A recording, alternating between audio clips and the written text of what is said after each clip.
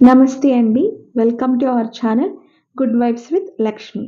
విష్ణు సహస్రనామ స్తోత్రాన్ని 21 రోజుల్లో నేర్చుకోవాలని అనుకున్నాం కదా!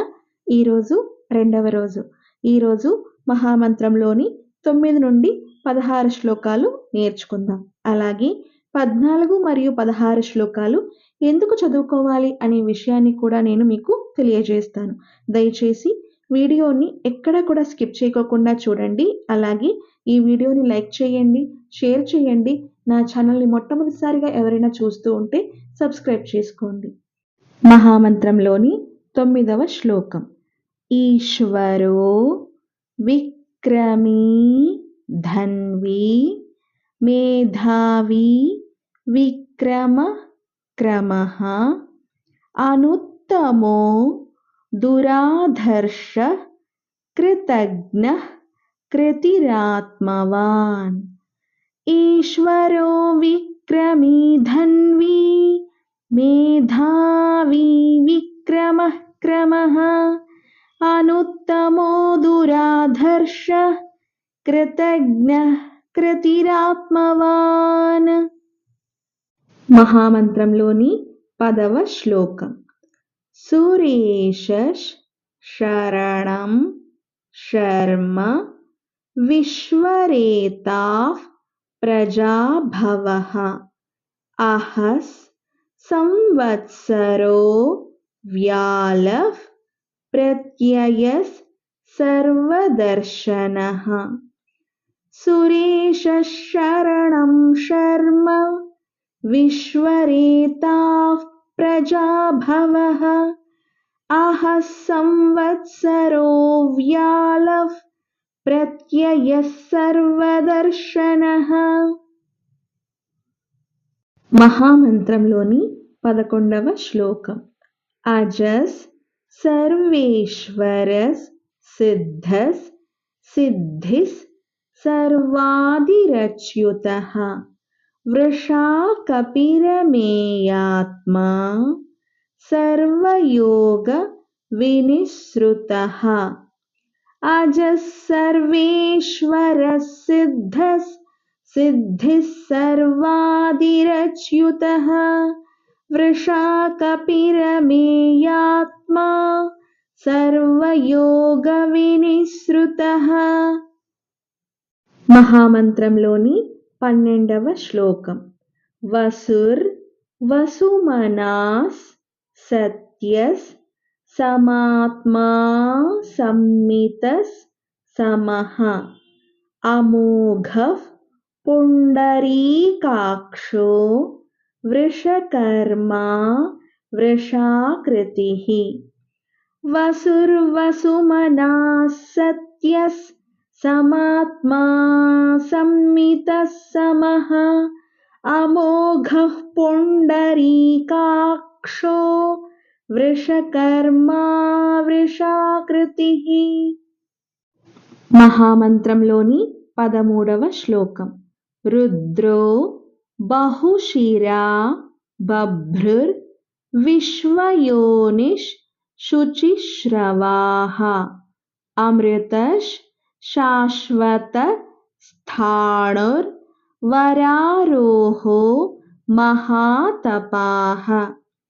రుద్రో బహుశిరా బభ్రుర్ విశ్వయోనిష్ శుచిశ్రవాః అమృతష్ శాశ్వత స్థాణుర్ వరారోహో మహాతపాః. మహామంత్రంలోని 14వ శ్లోకం. సర్వగస్ సర్వవిద్భానుర్ విశ్వక్సేనో జనార్దనః వేదో వేదవిదవ్యంగో వేదాంగో వేదవిత్కవిః. సర్వగస్ సర్వవిద్భానుర్ విశ్వక్సేనో జనార్దనః వేదో వేదవిదవ్యంగో వేదాంగో వేదవిత్కవిః. మహామంత్రంలోని ఈ 14వ శ్లోకాన్ని జ్ఞాన సముపార్జన, విద్య మరియు ముఖ్యంగా విద్యార్థులకు విద్య యందు విజయం సాధించటం కొరకు చదువుతాం.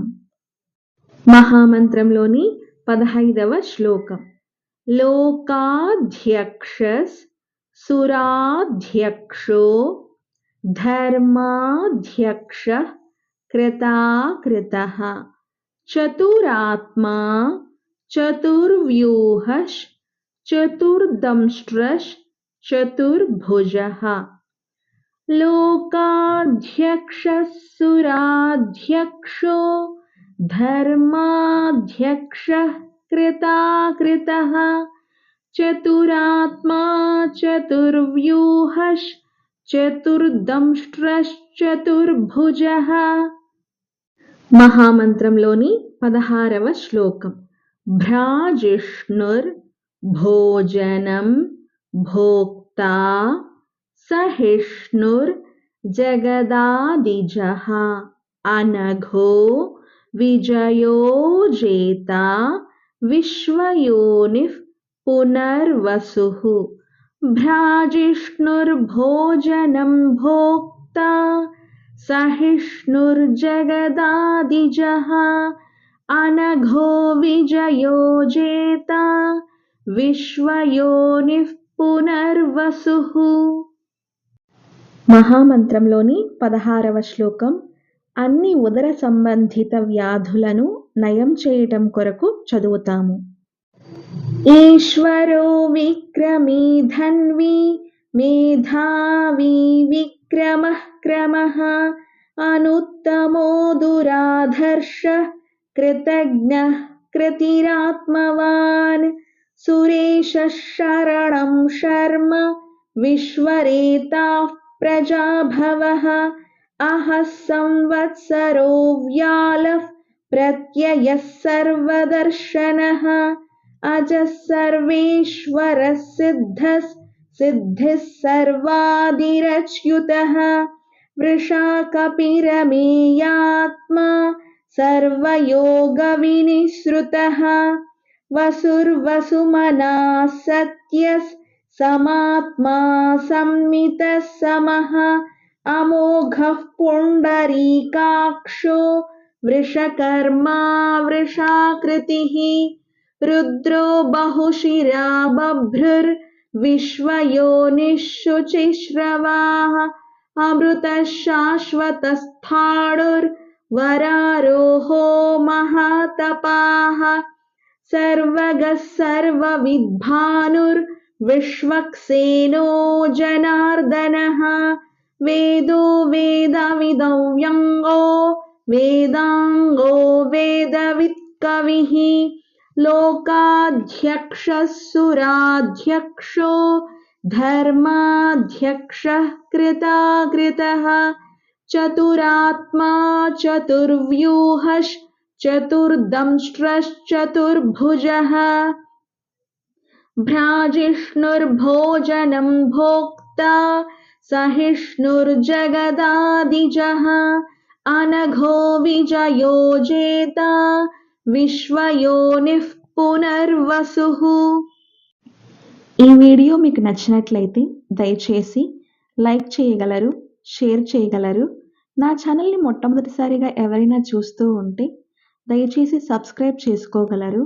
మనము మన భావితరాల వాళ్ళు శ్రీ విష్ణు సహస్రనామ స్తోత్రాన్ని ఎలాంటి తప్పులు లేకుండా ఉచ్చరించాలని ఆశిస్తూ ఓం నమో నారాయణాయ.